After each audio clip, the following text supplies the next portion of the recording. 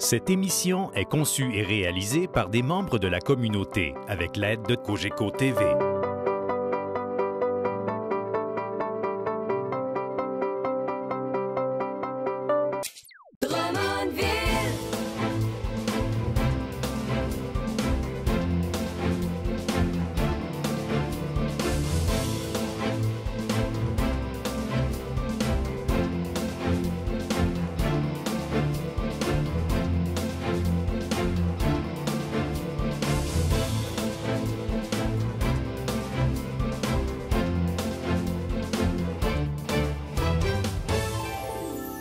Bienvenue à votre émission pour Drummondville. Je vous accueille encore avec beaucoup de plaisir aujourd'hui pour une émission bien remplie, une émission fort intéressante. Nous aurons, comme à l'habitude, 3 invités. Nous recevons aujourd'hui Alain Caillé, qui est coprésident du Challenger de tennis de Drummondville, qui sera présenté au mois de mars. Nous parlerons aussi avec Guy Drouin, directeur général de Commerce Drummond. Et notre premier invité sera Maxime Hébert-Tardy, directeur du service des communications à la Ville de Drummondville. Avant de rencontrer mes invités, j'aimerais vous toucher quelques mots sur la séance que votre conseil a tenue le 15 février dernier. Alors, ça a été une séance fort bien remplie également, plusieurs éléments, plusieurs décisions qui ont été prises. Je voudrais revenir sur 2 éléments. D'abord, le conseil a confirmé qu'il souhaitait donner à un comité ad hoc tout le suivi du rapport qui a été déposé par la Commission consultative sur l'élimination des déchets ultimes, mais également le suivi, le développement d'un plan d'action pour la rivière Saint-Germain, dont on veut s'assurer d'une meilleure qualité. Et ce comité-là sera présidé par mon collègue John Husk. Se joindront à lui à titre de vice-président M. Pierre Levasseur, qui lui a été président de la commission consultative et dans le cadre de laquelle il a réalisé un très grand travail, un travail important. Et le comité sera complété par notre crue, par Stéphanie Lacoste, qui est conseillère du district numéro 10. C'est dans le secteur Saint-Nicéphore, donc ça la touche de près lorsqu'on parle du site d'enfouissement, entre autres. Alors voilà, c'est un comité qui fera, j'en suis certain, un excellent travail dans le suivi des recommandations qui ont été déposées par le comité. Par ailleurs, le Conseil a entériné un accord qui a été conclu avec les Amis de Kunak. C'est le groupe qui gérait de façon, dans le cadre d'un organisme à but non lucratif, le site de Kunak depuis 2002. C'est un bail amphithéotique de 15 ans qui avait été accordé par la Ville de Drummondville. Ce que ça signifie, un tel bail, c'est que le propriétaire, en l'occurrence ici la Ville de Drummondville, demande à une autre partie, un organisme à but non lucratif, de gérer le site, de le développer, d'assumer un certain nombre de responsabilités. Et nous en sommes venus à la conclusion avec ceux qui opéraient actuellement les Amis de Kunak, parce qu'il faut savoir que ce sont des gens qui sont venus en relève il y a très peu d'années, que c'était plus simple pour les 2 parties de mettre fin à ce bail et pour la Ville de reprendre le site. Alors, cet été, c'est très simple ce qui s'y passera.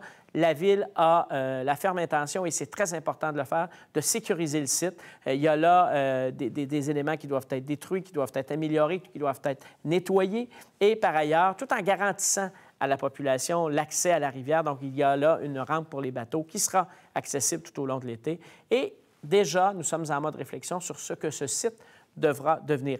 Assurément un site vert, un parc en bordure de la rivière, un endroit où les gens pourront se retrouver. C'est certain qu'il n'est pas question de faire autre chose que de conserver ce site naturel. C'est très important pour nous. Par ailleurs, et je pense qu'il faut prendre quand même quelques instants pour en parler, nous avons reçu dans le cadre de ce conseil municipal la visite de plusieurs dizaines de syndiqués, non pas des syndiqués drummondvillois, je tiens à le préciser, du syndicat canadien de la fonction publique, venus protester contre l'éventuel projet de loi que le gouvernement du Québec entend déposer pour donner davantage de pouvoir aux municipalités dans le cadre des négociations avec leurs employés, pour établir en quelque sorte le rapport de force entre les villes et leurs employés dans le cadre de la négociation, puisque les villes ne disposent actuellement d'aucun moyen pour influencer, pour accélérer le cours des négociations. Alors, ces gens-là ont malheureusement usé d'intimidation. Ils ont rendu l'accès difficile à l'hôtel de ville, manifesté dans la rue sans autorisation, apposé des dizaines, voire des centaines d'autocollants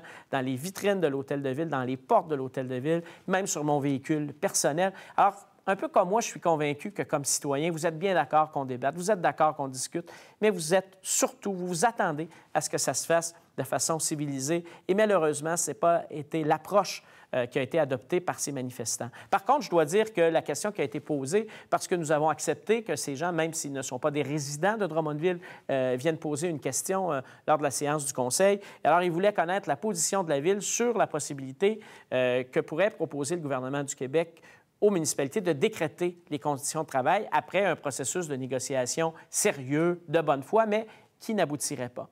Alors, ils voulaient connaître notre position. D'abord, je leur ai dit que c'était difficile de commenter un projet de loi qui n'avait pas été déposé, mais que comme maire de la Ville de Drummondville, comme deuxième vice-président de l'Union des municipalités du Québec, mais c'était aussi la position de mes collègues du Conseil, il est certain qu'à la Ville de Drummondville, nous sommes d'accord à ce que le gouvernement du Québec donne des moyens aux municipalités pour mieux contrôler leurs dépenses. Parce que lorsqu'on contrôle mieux nos dépenses, on contrôle mieux votre compte de taxes.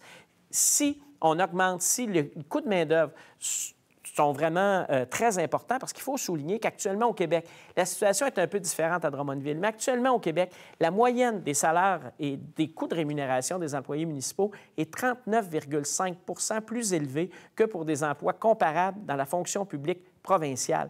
Il y a des endroits où les bénéfices marginaux, au fond, ce que ça coûte en plus du salaire, dépasse 50 C'est rarement supérieur à 15 à 20 dans les milieux de travail et souvent même inférieur à 10 Alors, il y a des limites et ce qu'on pense, c'est qu'on doit donner aux municipalités des moyens pour contrôler la croissance des coûts. Et dans un deuxième temps, bien, on a rappelé que nous revendiquons depuis longtemps la reconnaissance des municipalités à titre de gouvernement de proximité.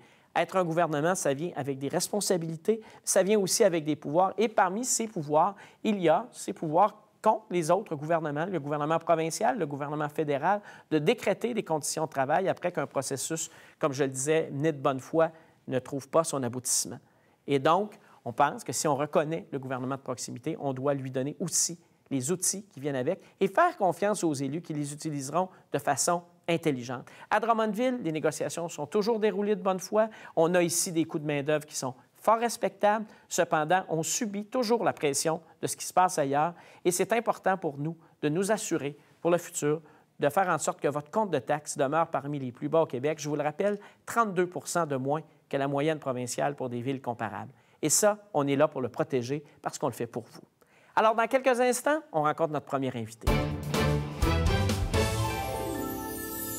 Avec notre premier invité aujourd'hui, nous parlons du nouveau site Web de la Ville de Drummondville. Il est directeur des communications à la Ville depuis novembre 2014. Maxime Hébert-Tardy, bonjour. Bonjour, M. Cusson, ça va bien? Bien oui, c'est avec beaucoup de plaisir qu'on vous accueille. Écoutez, on me disait qu'à votre entrevue pour devenir directeur des communications à la Ville de Drummondville, l'une des questions était « Qu'est-ce que vous pensez du site Web de la Ville de Drummondville? » Qu'est-ce que vous aviez répondu à l'époque? Je me souviens pas exactement de ma réponse, mais... Là, vous tombez dans la politique un peu en évitant ma question. Exactement, mais je crois que c'était souhaitable de revoir le site Web de la Ville, puis ce qu'on a présenté dans les derniers jours répondra certainement aux attentes de nos citoyens. L'objectif étant, entre autres, que les citoyens s'y retrouvent facilement. Je pense que c'est un des éléments là, qu'on observe dans ce nouveau site. Oui, on a revu là, toute l'architecture d'information du site Web dans le but que le site soit beaucoup plus convivial et que ce soit simple et facile pour un citoyen de rechercher son information. Donc, on considère que l'information est beaucoup plus accessible sur le nouveau site Web que c'était le cas avec l'ancien. Et je pense que le citoyen peut maintenant s'inscrire pour recevoir des alertes, prendre connaissance là, d'informations particulières.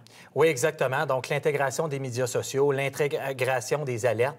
Donc, le citoyen pourra être informé en temps réel et la mise à jour et l'actualisation du site Web sera faite de façon quotidienne. Et est-ce qu'il y a des nouveautés là, qui vont être intéressantes? Par exemple, il y a de quoi au niveau du transport en commun? Je pense que les gens peuvent déjà en profiter. Oui, donc il y a une nouvelle section qui a été mise en ligne, c'est l'Infobus, qui est une nouvelle section qui rendra facile l'utilisation du transport en commun ici à Drummondville.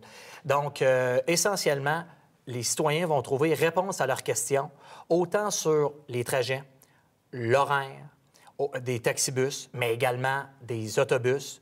Est-ce que ça va là, jusqu'à dire, moi, je demeure à telle adresse, je veux m'en aller à tel endroit, et vous allez me dire quoi faire? Oui, exactement. Donc, avec la géolocalisation ou des adresses particulières, ça va être possible de connaître l'itinéraire optimal pour un trajet précis. Fort intéressant. Au niveau des matières résiduelles également, des nouveautés. Oui, donc la section Info matières résiduelles, qui est une des plus prisées de nos citoyens depuis quelques années, qui permet à ceux-ci d'obtenir de l'information sur le bon bac à utiliser, les dates de collecte. Ça, c'est important. Les dates, les gens aiment consulter ça. Oui, exactement. C'est un outil simple d'utilisation puis qui répond à toutes les questions. Puis c'est notre objectif d'ailleurs. Et là, au niveau des matières résiduelles, il y a une troisième phase qui s'ajoute. Oui, effectivement. On aura dorénavant une plateforme qui va permettre l'échange d'objets entre citoyens. Donc, les citoyens, au lieu de, par exemple, envoyer leurs objets ou leurs matières dans les bacs, ils vont pouvoir dorénavant le revaloriser à l'aide de cette plateforme d'échange qui est similaire là, à Kijiji et les packs. Donc, c'est simple d'utilisation, puis ça permet une revalorisation des matières et certainement que de nos citoyens vont pouvoir mettre la main sur des objets qui vont être fort intéressants pour eux. Excellent. D'autres nouveautés, d'autres éléments que vous souhaitez partager avec nos téléspectateurs? Bien, je dirais que l'un des changements majeurs, c'est le nom de domaine. Donc, pour ceux qui avaient le réflexe de se rendre sur le site Web, c'était le www.ville.drummondville.qc.ca. Maintenant, ça, on oublie ça. On oublie ça. C'est maintenant plus simple. Maintenant, c'est seulement le drummondville.ca. Donc, c'est le nouveau réflexe à avoir pour toute l'information municipale, les décisions qui sont prises, les services offerts, les activités, les événements. Bref, tout ce qui concerne la vie municipale, il y a un seul réflexe à avoir, c'est le drummondville.ca. Et les gens peuvent même retrouver nos émissions pour Drummondville, là, le lien pour se retrouver sur YouTube, par exemple. Oui, il y a une médiathèque, toutes les nouvelles s'y trouvent, les chroniques Parlons Drummondville, les séances du conseil, les émissions pour Drummondville, tout est au même endroit. Bien, écoutez, j'invite les gens qui ne l'auraient pas encore consulté d'aller voir le drummondville.ca. Je pense qu'il y a là il y a de l'information pour passer plusieurs heures et y revenir parce que c'est un site, évidemment, qui est mis à jour quotidiennement et qui est alimenté par votre magnifique, votre extraordinaire équipe de communication. D'ailleurs, on vous remercie, on vous félicite, vous ainsi que toute votre équipe pour l'excellent travail qui a été accompli. En collaboration avec l'ensemble des services de la Ville, pour aller cueillir les informations et tout ça, c'est un très, très beau travail. C'est un travail de longue haleine et on vous félicite et je suis certain que nos citoyens, nos citoyennes vont être les premiers ravis de ce nouveau site, drummondville.ca. Merci beaucoup. Super, merci. drummondville.ca.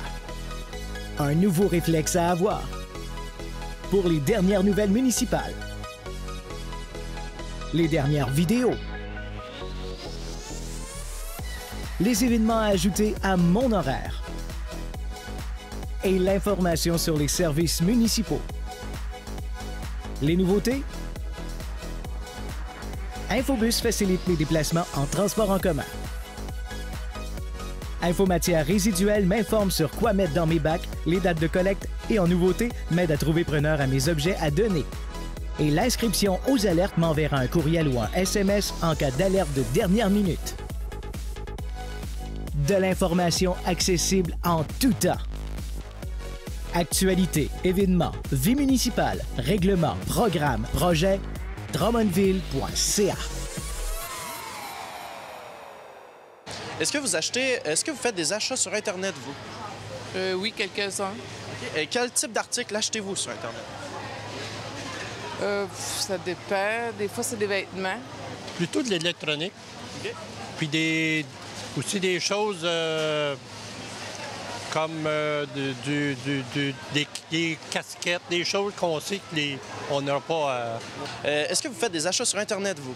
Non. Non? Non. Est-ce que, par crainte, vous connaissez pas comment ça marche? Pas. Puis ça ne m'intéresse pas pour le moment. Donc, vous, est-ce que vous faites des achats sur Internet? Pas souvent, non, c'est plutôt ma copine. Nous ferons maintenant le bilan sur la situation économique du commerce de détail à Drummondville. C'est avec plaisir que j'accueille Guy Drouin, directeur général de commerce Drummond. Monsieur Drouin, bonjour. Bonjour. Merci d'être là avec nous aujourd'hui parce qu'on a des nouvelles intéressantes, mais surtout, vous avez des données parce que Commerce Drummond travaille fort pour connaître le marché, le commerce de détail et tout ça. Et là, vous venez de publier les résultats d'une enquête quand même intéressante. C'est-tu cette enquête-là? Bien, c'est une enquête qu'on a faite au mois de décembre pour vérifier l'état du commerce de détail à Drummondville. Donc, ce n'est pas des données du Québec, là, c'est des données de notre milieu. Et il y a 86 des gens qui ont participé à cette enquête-là qui se disent satisfaits de leur année au niveau du commerce. On parle non pas des acheteurs, mais des vendeurs, des commerçants. Des commerçants eux-mêmes. Et ça, c'est plus élevé que l'année dernière. C'est 2 de plus que l'année 2014. Donc, intéressant. 2015 s'avérait une année difficile au niveau du commerce de détail, mais on s'aperçoit que Drummondville tire bien son épingle du jeu. Oui, parce que c'est une problématique partout au Québec, de locaux libres et tout ça. Exactement. Et ça, est-ce que c'est principalement dû à l'émergence ou en tout cas au développement de tout le commerce en ligne? C'est en partie dû à ça. C'est aussi la transformation des formats commerciaux, mais aussi le commerce en ligne qui est là et qui est là pour rester. Hein. Et est-ce que dans cette enquête-là, vous avez des choses, des données sur le commerce en ligne? Oui, bien, il y a plus de 80 des gens qui ont répondu qui sont soit sur le web, soit sur les médias sociaux. Mais dans une enquête qu'on a faite au mois d'octobre, c'est 61 des commerces de Drummondville qui sont sur le web. OK, donc ils sont là pour vendre. Exactement. C'est pas nécessairement des sites transactionnels. Non, c'est pas des sites transactionnels, c'est d'avoir une place sur le web, soit par un site Internet, soit par un site Internet transactionnel, soit par les médias sociaux. On en parlera parce que vous avez quelque chose à proposer à nos commerçants Tout à au niveau fait. du web. On en parlera tout à l'heure. L'étude parle aussi de la question de l'embauche du personnel. Hein? Donc, je pense que de façon générale, nos commerçants prévoient embaucher des gens en 2016. C'est 43 des répondants qui ont dit qu'ils voulaient engager du personnel pour la prochaine année. Et une des problématiques que ces gens-là nous ont manifestées, c'est la difficulté qu'ils ont à la rétention de personnel et, d'autre part, à engager du nouveau personnel. Et ce sera un thème, d'ailleurs, du colloque du commerce de détail dans les prochains jours. Parce que c'est un élément important. Et les gens prévoient embaucher. Je pense qu'ils prévoient aussi faire des investissements au cours de la prochaine année. Il y a 38 des entreprises qui comptent faire des investissements importants au cours de l'année 2016. Donc, c'est un signe de santé au niveau du commerce de détail chez nous à Drummondville. Et vous diriez, là, à la lumière de tout ça, le principal défi que vous identifiez, ce serait quoi? La rétention de personnel, comme je vous disais tantôt, d'être de plus en plus présent sur le web et d'avoir un service à la clientèle là, de haut niveau. Vous l'avez mentionné, vous avez un colloque qui se tient demain. Parlez-nous du colloque, le thème, qui sera présent? Écoutez, le thème, c'est # question de détail. Pourquoi # question de détail? #, c'est un clin d'œil aux médias sociaux. Question de détail, on le sait, pour que ça fonctionne dans le commerce de détail, il faut aller vraiment au niveau du service à la clientèle dans les détails. Il faut amener les consommateurs à voir le commerce, à le sentir, aussi à acheter, à consommer dans les commerces. Donc, on va parler de rétention de personnel, on va parler de médias sociaux, on va parler d'une foule de sujets. Et je pense que demain, les gens vont avoir un colloque, un des meilleurs qu'on aura dans les 8 dernières années dont on fait le colloque. Bravo à toute l'équipe de Commerce Drummond. Merci. D'ailleurs, ce colloque-là connaît un succès. Chaque année, on entend des bons commentaires. Il est même copié dans d'autres régions. Maintenant, il est copié à Sherbrooke, à Saint-Hyacinthe, Grenby envisage d'en faire un. C'est tout à notre honneur. Comme je plais à le répéter, souvent copié, jamais égalé, par contre. Hein? Je l'espère. Ça demeure à Drummondville qu'on trouve les mêmes choses. Rapidement, en terminant, parce qu'on parlait du web tout à l'heure, vous formez, vous avez un partenariat avec le Cégep de Drummondville, Escouade Web. Qu'est-ce que c'est? Et tout à fait. Puis on en est très fiers. C'est de mettre en contact des étudiants en gestion de commerce et en bureautique avec des commerçants pour les aider à apprivoiser le web. Que ce soit le site Internet, que ce soit les médias sociaux. Donc, trouver des solutions appropriées pour chacun des commerces. Et il y aura même des solutions par le Cégep pour la construction d'un site web. Libre aux commerçants d'aller avec le Cégep ou pas, mais il y aura des solutions à leur demande. Et les commerces intéressés communiquent avec Commerce Drummond? Ils communiquent avec Commerce Drummond au 819-472-6705, demande Yannick, et il va avoir toute l'information. Bien, les gens ont le numéro de téléphone à l'écran. Ils vont assurément communiquer avec vous. On espère qu'ils seront en grand nombre parce qu'il ne faut pas manquer le bateau. Hein? Si on laisse aller les choses au niveau du commerce en ligne, il y a des commerçants qui pourraient le regretter. Et si on veut que ça continue de se faire chez nous, il faut que les gens de chez nous s'impliquent à ce niveau-là. Tout à fait, parce que le commerce en ligne est là pour rester. Bien, merci beaucoup, M. Drouin, et bon plaisir. colloque demain. Merci. Donc, est-ce que vous faites des achats sur Internet? Oui. Et quel genre d'articles achetez-vous sur Internet? Des vêtements d'enfants. Est-ce que vous faites des achats sur Internet, vous? Non. Non. Et pour quelle raison? Parce que je sais pas, je suis rendue j'arrive à la soixantaine, puis c'est pas une chose que je vais sur Internet. Fait que non. Moi, c'est par téléphone ou je vais directement en magasin. Est-ce que vous faites des achats sur Internet, vous? Non. Et pour quelle raison? Je suis pas rendue là encore, je suis de la vieille école, faut croire. Oui. Et quel type d'achat faites-vous? Toutes sortes. Des appareils. C'est quoi qu'on a acheté? Il y a des parfums. Il a acheté son parfum, elle. Elle a acheté ça en ligne. Drummondville accueillera dans quelques semaines le deuxième Challenger de tennis de son histoire. Ça a été un très grand succès l'année dernière et je m'entretiens aujourd'hui avec plaisir avec l'un des coprésidents de l'événement, Alain Caillé. Alain, bonjour, merci d'être avec nous aujourd'hui. Un plaisir et merci de l'invitation. Ça a été un grand succès l'année passée. Vous avez vous-même mis la barre haute pour la deuxième édition. Oui, c'est gentil, premièrement. On a mis toute notre passion, notre cœur dans cet événement-là. Dans les faits, on a un comité incroyable d'organisation. Je pense que ça a été une des raisons du succès. Les organisateurs, mais les bénévoles aussi. Bien, il y avait là des gens qu'on rencontre partout à Drummondville. Là, vous êtes allé chercher la crème de la crème, je pense. Ouais, moi, j'appelle ça notre power play.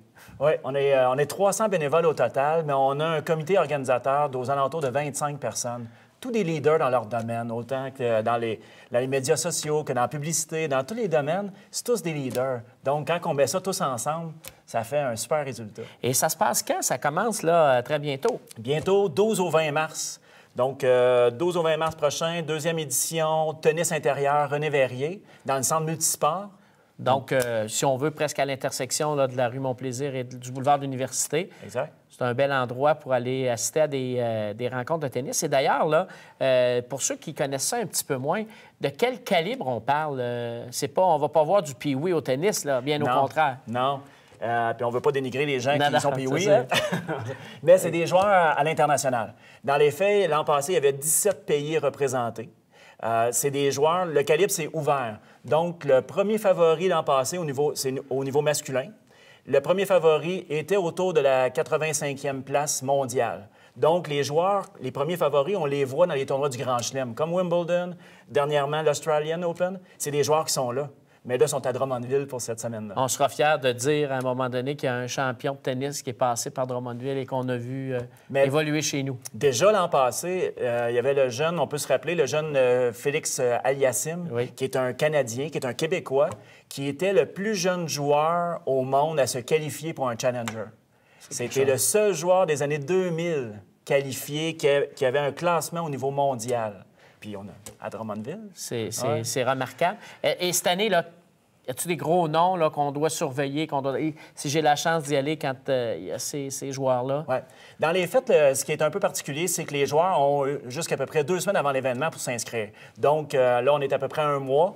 On a juste des petites brides d'informations, mais il faut attendre vraiment la fin d'eux autres pour bâtir leur calendrier. Ce qu'on s'est fait confirmer, c'est que tous les joueurs canadiens étaient pour être là. Donc, si on nomme Frank Danchevich qui a fait la finale l'an passé, le Félix Aliassim, on s'est fait dire qu'il faisait automatiquement le tableau principal. Pour lui, à un si jeune âge, c'est particulier. Et donc, il va jouer lundi ou mardi soir.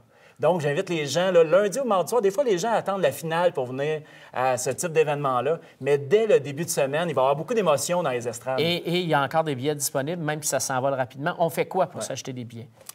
On peut aller 2 façons. On peut aller sur notre site web, Challenger Banque Nationale, et on peut acheter maintenant, c'est une nouvelle technologie qui a été établie, on peut acheter ça via le web, ou bien de se rendre directement au tennis intérieur René Verrier, et là, sur place, de faire le choix de nos billets. Il en reste la finale pratiquement à guichet fermé, on parle de 10 billets peut-être qui peuvent rester. Sinon, il reste encore quelques places au courant de la semaine. Si ça continue, il va y avoir des revendeurs devant l'immeuble. La finale l'an passé, c'était quasiment le cas. C'est vraiment intéressant. Je pense qu'il faut le dire à quel point vous faites bien le travail. Et les coûts sont quand même très compétitifs. Là. C'est pas... personne ne va y passer sa paye. Là. Non, pas du tout. Toute la semaine, c'est durant le jour. Il y a des séances de jour et des séances de soir. Les séances de jour, c'est 3 $. Là, on parle d'un événement international de tennis où les joueurs les meilleurs au monde. Et 3 $ durant le jour. Sinon, le soir, c'est de 10 $ jusqu'à 25 $ pour la finale. Donc, c'est assez abordable. Et ça génère certainement une activité économique à Drummondville. Et je pense que les premières personnes qui vont en profiter, encore une fois, sont nos hôtels, qui seront sûrement, encore une fois, remplis pour cet événement-là. Oui, plus de 300 nuitées l'an passé, juste pour les joueurs, le comité organisateur de Tennis Canada, etc. On a réservé plus de 300 nuitées. Donc, formidable. Écoutez, bravo, on est heureux. Je veux vous remercier personnellement de votre implication parce que votre travail d'associé chez Deloitte doit vous faire en sorte que mars, avril, c'est quand même une période assez remplie pour les comptables souvent. Et là, vous réussissez à donner du temps pour ça. Merci beaucoup, Alain. Merci de permettre le rayonnement de Drummondville. Ça nous permet, comme ville, de se dépasser grâce à toute une équipe. Merci à vous, aux bénévoles aussi. J'espère que les gens qui nous écoutent, qui nous suivent, seront là et assisteront, vous l'avez dit, à très bon prix à ces compétitions-là. Merci beaucoup. Merci, c'est gentil.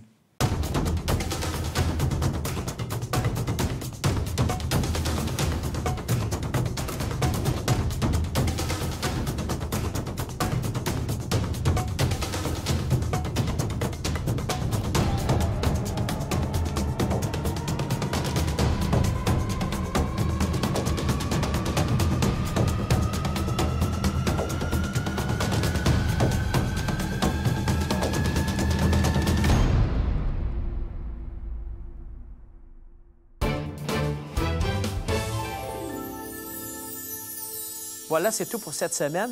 Nous ferons relâche au cours des prochaines semaines, un peu comme nos étudiants, nos étudiantes qui seront en semaine de relâche. Il n'y aura pas de séance du Conseil avant le 14 mars prochain et votre émission pour Drummondville vous reviendra le 21 mars prochain. J'en profite pour remercier toute l'équipe de Cogeco TV qui est là pour la production de cette émission. Également, le service des communications de la Ville de Drummondville, Mme Sonia Collard et M. Sébastien Lépine, mon directeur de cabinet, qui travaillent avec moi sur la préparation de cette émission. Merci, bonne semaine. On se reparle au mois de mars.